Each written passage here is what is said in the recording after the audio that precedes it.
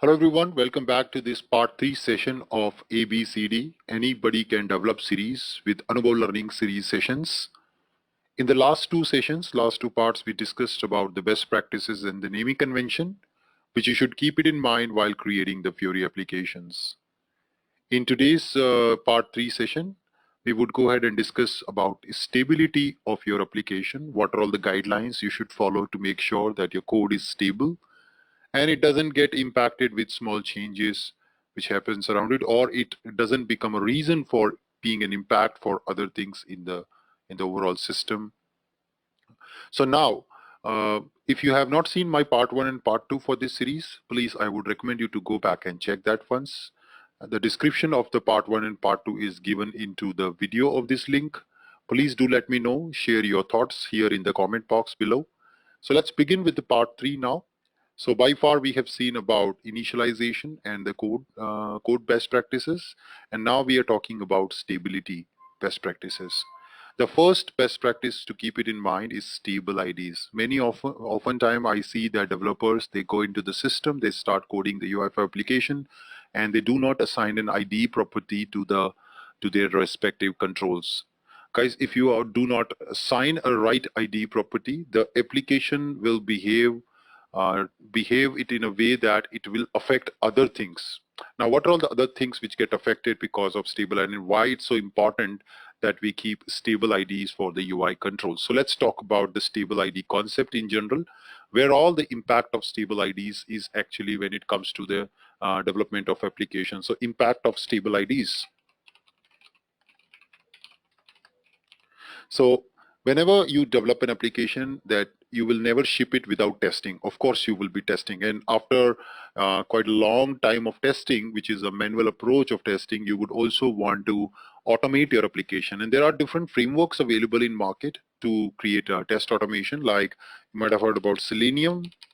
And using Selenium, we can use Java Selenium or .NET Selenium or Node.js Selenium to automate our application with Selenium driver. We have Chrome driver, Mozilla Gecko driver, different variety of driver, and then we have headless executions as well as faceful executions for automated test. And typically your developers would be writing Selenium scripts. And now, guys, when you write a Selenium script, the basic fundamental idea of an automation test is record and replay. So you are recording and then you're replaying your script. So imagine a logon page, and I have to now test my logon page with multiple set of test cases. So there are variety of tests, not just always one test which you would perform. So for example, on a logon page, if I would ask you to do a load testing, then you would probably want to enter 5,000 times the variety of username and password and see if the login is possible or not. Yeah. So that's kind of a logon load test. If I would say just check the basic functionality, you would want to enter different variety of valid username password and see if it's taking you to the profile page after login. Now, third test case could be if I would ask you to check for the compatibility as well as accessibility. You would probably put your mouse focus here and press the tab key and see if the cursor is moving to the next tab or not. If I would ask you to do language test, you will open the app in different languages with some URL parameters being changed, and then you would see if the labels are appearing properly in the correct language. If I ask you to do probably a security test, then you would enter different variety of invalid combinations onto the system, and then you would see whether these combinations allows you somehow to log in or not. If I ask you more security test, you would probably write an SQL code inside to try to do an SQL injection and do an SQL test. So if you really see, automated test is about recording one time a screen and then replaying it back again and again with different set of test data, which we call it as test data variants. So this is the way you can effectively achieve large amount of test cases on a simple screen like a logon page without a manual effort, and that will save really a lot of time and money for a company. And that's why most of the companies these days moving towards automation. So there are frameworks like Selenium, we have QTP, we have the test partner. A lot of different frameworks are there in the market which we use for automated test, especially when it comes to SAP UI5 integration test. We have also something called OPA 5 test. If you've seen my video on OPA 5, for integration test. If not seen it, please go back and check YouTube, search for OPA 5. You'll find my video on how to create one-page acceptance integration test on top of SAP UI5 applications. So OPA 5 test or integration test, all these tests actually relies on the stable IDs, because let's say I create a test. So what this test basically records, this record, or basically what we do right in the test, we just say find an element on the UI and then send a command, let's say some data entry, and then probably click on certain button. So all these are get recorded in your test script when you record a script. And now most of the identification of the UI element is not by its position, because if you go by position, then the screen resolution may affect your test script. Because if you run it in a different browser or different OS or different device, then probably your screen elements would move here and there. So you can't rely on coordinates. So to identify these elements uniquely, you need their IDs. And what could be more stable than IDs? IDs are the most stable part of every UI element, which uniquely identifies every UI element. And that's where it makes so important for us to keep these IDs very stable. I often see developers could just create UI5 application, and then somebody else or probably they themselves write OPA 5 test, and this OPA 5 test keeps on failing without no reason. The reason could be that if you just added the UI element, system automatically assign an ID to them.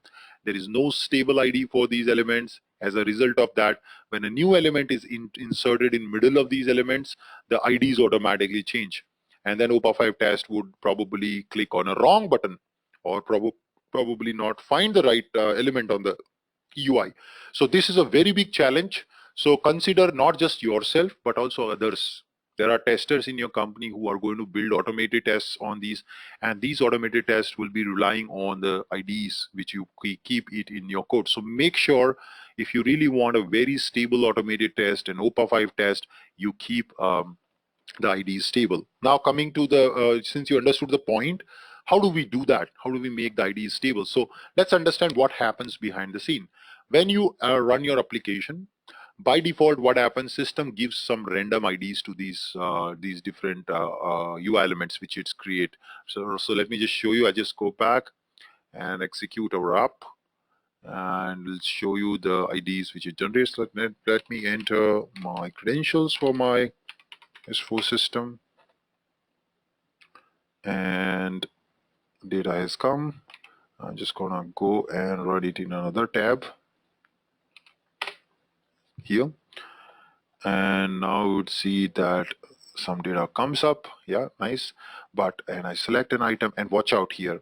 So for example, if I would like to know what's the ID of this guy, notebook basic 17, which is actually a title, I right click and say inspect, and look at the DOM to find out what's this element. And if you observe guys carefully, there is something called header of 0.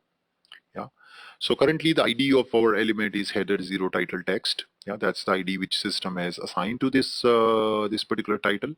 But watch out what happens. Now suppose I write an automated test which says make this notebook basic 17 hidden. So probably let's assume that my automated test is basically going to find this element on the UI, and it's going to make this element text export out. So probably you would write some automated test where you say document dot get element by ID, and I pass this ID, and then what we do is we just do a get of the text. So maybe whatever is the text, I would say dot inner text, and then you see the title comes up. Yeah. So that's my automated script. So now I've designed this automated script. Let me save this script here somewhere in my code. And now assume that you as a developer changes something in this app. You as a developer go back and add some extra elements on top of it. So maybe just go back, and I will go to the view 2, and here I will add maybe another element on top of it. Simply just adding an element. Okay, I'm just adding an element, again an object header, and now in this I'll just give a title, and I'll say just a mock element. And now just save this and re-execute, reload the app. Now when you reload the app, actually you see this new mock element is coming, and now of course your actual element is also coming. But watch out, if I press F12 and now run my same test script which I had created to export out the value of the title, copy and use that, press enter. Ideally it should give you notebook 70. That is what was my actual test script was doing. Now when you press enter, watch out. See, due to change in the position of the element, due to some change which was requested by your end user and developer makes that change, now your test script is started exporting a different value because the element positioning got changed on the UI. And the moment more element gets added to the hierarchy of this UI element, the DOM property actually changes, and basically the ID changes, and that makes your test very unstable. So ideally it should be now header of 1, if I think it correctly, and yes. So you have to now adapt your test script. That's a maintenance effort on you. Okay, since the element position change and the ID change, and because of that you have to adapt your test script, which is a huge effort. If you have, let's say, 1,000 test scripts for your entire solution, maybe about 7 to 8 or 10 odd apps, then you have a huge number of test scripts which you got to change with just a change in the position of element, which is very often happens in a regular projects, in a development projects, where you have also have automates to make sure that your functionality is working fine.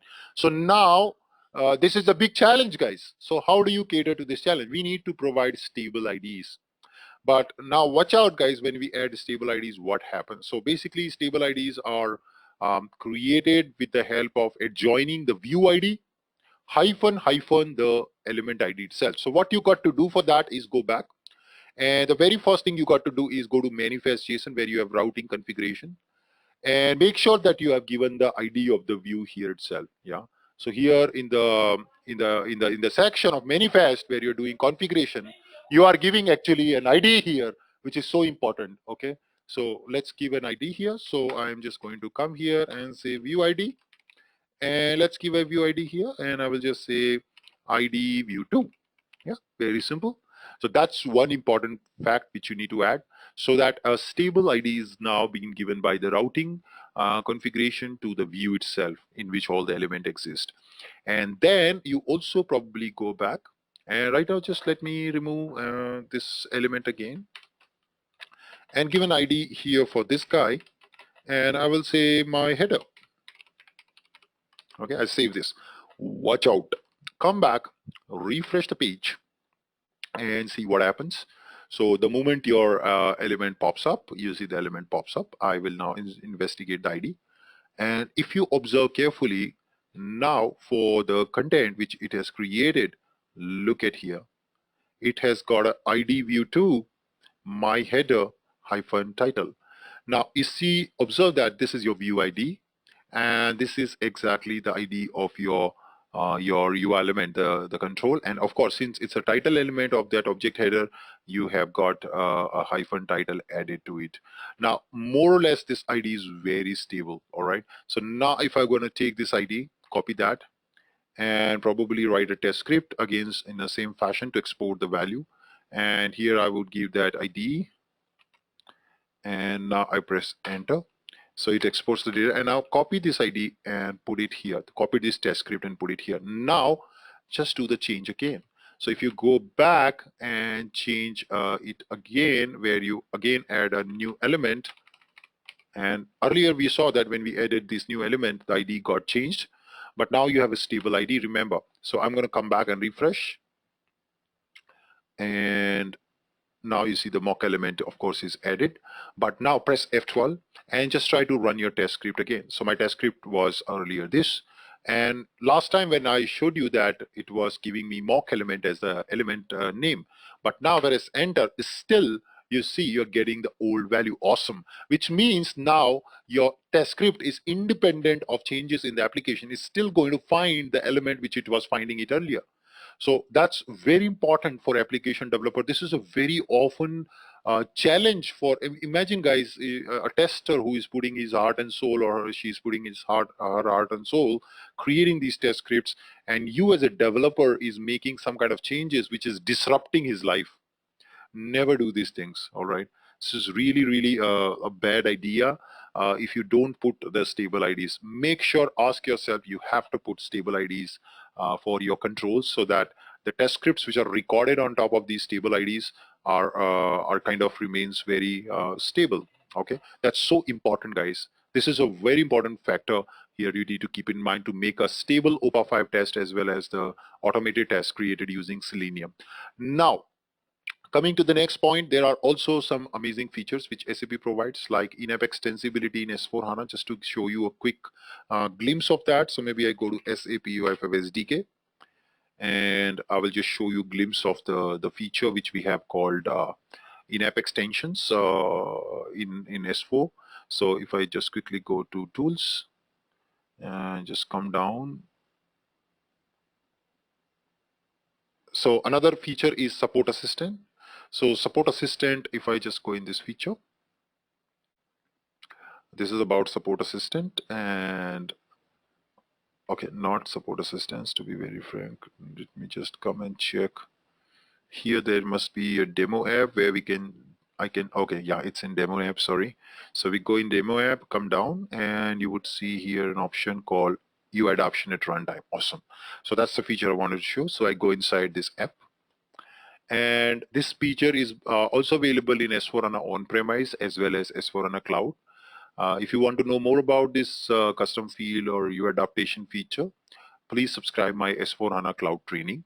There I've explained it more in detail with the roles and authorizations required. But the main idea, which in this context why I want to explain this feature, is because that this feature also depends on stable ID.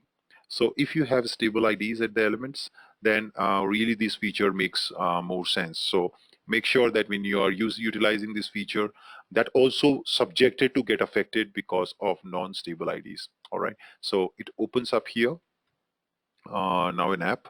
So let it load so that we can go and see that feature quickly. So usually this is called a me area in Fiori Launchpad, where we get that nice button to adapt our screen. So that's also depending on that feature. So user assistance is also another feature which relies on the stable ID. So there are Selenium tests, there are OPA 5 tests, there is a user assistance, there is adapt UI, which we call it as in-app extensions. All these features are dependent on stable IDs. So now the question comes is, are you writing an application which is stable for others? That's so important, guys. That's the impact of stable IDs. We should always keep it in mind. All right, the app is up and running now. And I just quickly go to this me area, and now you have this button called personalize app. Adapt UI. Just click on that, and now system opens this whole screen into adapt UI mode. And then I could probably change the positioning of the elements. You see, I can switch to change the position of the elements. And now you see, even what SAP have done in this standard app, they made sure that they have a stable IDs. Since they have a stable IDs, even I change the position of my UI elements on the UI, or I hide certain UI elements, I can right click and I say remove this field. So these are all some changes which you could do quickly in standard applications with adapt UI mode as part of S4 typically. And even you do these changes, is still your OPA 5 test works, because SAP provides us stable IDs for most of their elements. So make sure that whenever you give UI elements on your UI in adapt UI mode also, it makes sense that you give a stable ID, so the system can or the consumer of this app in a way that they are dependent on ID doesn't get affected. That's a very important practice for stability, which we keep always in mind. Awesome. All right. So let's move on to the next point. So here we come is label and tooltips. So there are certain guidelines about labels and tooltips. The couple of guidelines are like the buttons which has labels given, they should not have tooltips. The buttons which have only icons, they should have tooltips. The tooltips should not be really big. Whenever you give labels for the input fields, you should never give tooltips for the labels. You should always use label for property in the UI control to say, okay, in the UI control label, to say that this is a label for this particular UI element, so that system groups them together in the adapt UI mode. So there are these guidelines for stability also for labels and tooltips. You can anyway go here, open this link. This PPT link I will also share, guys, in the video here, description of this video. Please could look at the description of this video to also know the these guidelines, and you can see there are a lot of good guidelines about labeling and tooltips and all that stuff. So you see all this tooltip and labeling, area description. Why they are again so important is accessibility, because guys, you are already able to use the software nicely, but there are people who are physically disabled, especially with eyes, for example. Now some of the people are color blind, which means they can't sense the color. Some of the people are fully blind, which means they cannot see the app, but still they should be able to use the app. How? There are tools in market like screen readers and JAWS tool. These tools, what they do is when you go to the UI, they start speaking. So the moment you focus a UI element, it talks. It basically reads the label or the tooltip of that button, and it talks. It says you are currently on input field business partner. Yeah, you are currently on business field business partner name. So like this, it talks the moment you focus on a UI element, and that's where these labels and tooltips and this area descripted by and all these sections are so important that your accessibility test passes. This is one of the another product standard which you should keep it in mind while we deliver our app. So you see, it's actually for goods accessibility, that your app is accessible enough by the people who are physically challenged as well. So these are all some guidelines for stability. Again, you should keep it in mind. Internationalization, as I already discussed in our last chapter, that you should keep not do any concatenation, not put hard-coded labels or hard-coded text in English. Rather use I18N and use the resource model as explained in our course. You should keep it in mind. Then visual appeal is about theming experience. So we should never hard code the theme in the URL. So when you launch the app, there is this property called SAP UI theme. So if you go to the URL parameters, you can actually go here ampersand, and you can say SAP UI theme equals to SAP Blue Crystal.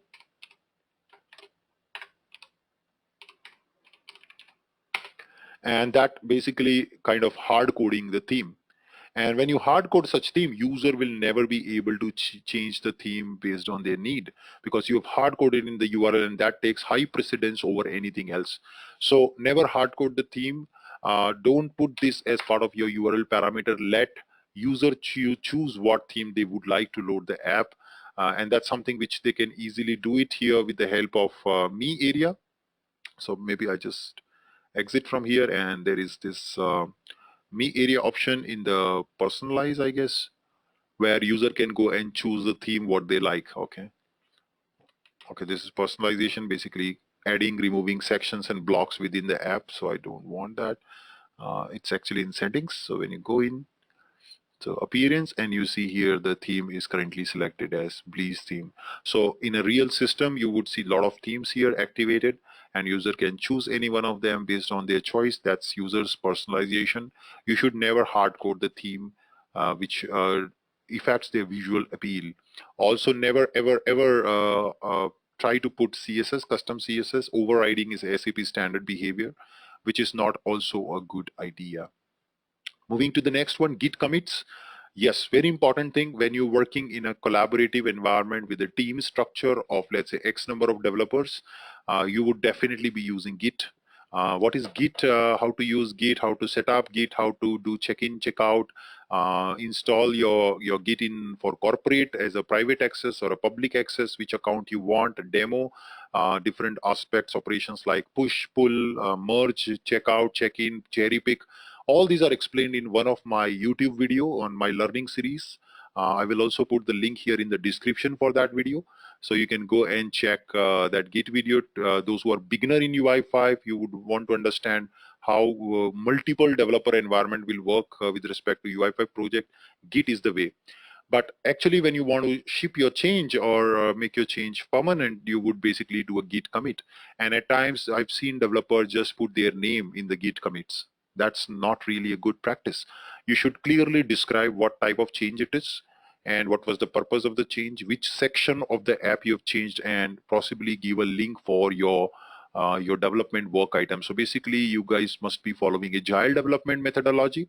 And in agile development, we create tasks, and there will be some dashboard where you guys will be creating these these tasks for your individual developers. So always make sure that you link your Git commits with those tasks so that people will know, okay, this was the requirement, because of that this change was done, and the complete versions and stuff will be available for anybody to review and also know when what change could have gone wrong. So all these things will be very helpful. There are guidelines. I put it here already. You can just follow the link through and you will get these guidelines or already about what is a good Git commit, or what is a good process for the Git. Yeah, so here you see what are the do's and don'ts. Very easy one, not really so difficult to understand, simple one, just hardly half a page.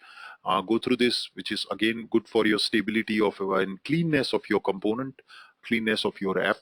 Then coming to the last, product standards. Product standards, what is it? It's all about following certain standards, certain guidelines, because in this world, guys, a lot of people have faced the same challenges which you are facing right now. And to basically standardize the whole process, people have created these product standards. Now in this context, they are with respect to the Fiori. So there are standards about security, what you should avoid, not avoid, what you should do, not do. All these things are actually related to product standards. So okay, I have to just correct this link. So these product standards, again, from UI5 SDK, you can just go and search for them. And you see product standards and acceptance criteria. So here you should do browser test, platform test, device test, proper API documentation. You should use IETN and message bundles. You should have support for screen reader, as I told you, for accessibility, keyboard navigation using tabs should work fine. The contrast availability themes, right to left support, because in some countries the content is not read from left to right, they are from right to left. So you should also check that in your app if it is rendering properly. So these are all some certain checks and standards we should keep it in mind. There are security standards for a clean JavaScript code, which you can find in ECMS standard for the JavaScript, like certain blacklisted statements which we don't use, like this eval statement, which is now being considered to a blacklisted statement in JavaScript. So we don't use such statements. Okay, so keep those things in mind. Performance has to be a key focus. We will discuss that in our part 4, which is the last part of this video series. So we'll stay tuned for that. So all these are product standards and acceptance criteria, and considering all these things, then you will reach to a state where you can say, okay, my app seems to be pretty stable, it complies to all the industry guidelines and standard, and I am ready to ship it. But after you ship, you realize that still end user has complaints. The special complaints are about performance. It's not as fast as we were expecting, yeah, which is okay, no problem. But since it's a pretty new topic for many of us, we need to understand what guidelines SAP provides. What are all to-dos or not to-dos to make sure that it doesn't affect the performance of your app. And that's what something we will be looking into our next chapter. So please stay tuned. Please subscribe to my courses available on onlinefiorytrainings.com. We would make sure that you will be successful to meet all your goals, learning goals, as well as your product goals, which you have in mind. The technology is changing very fast and you have very less time. And we always make sure that we not just give you the training, but we also give you the mentoring, which is the right direction anybody can develop. Yeah, so that's the whole idea. With that, thank you so much with this part 3. Meet you again with the part 4, the last part of this series. Have a nice day and goodbye.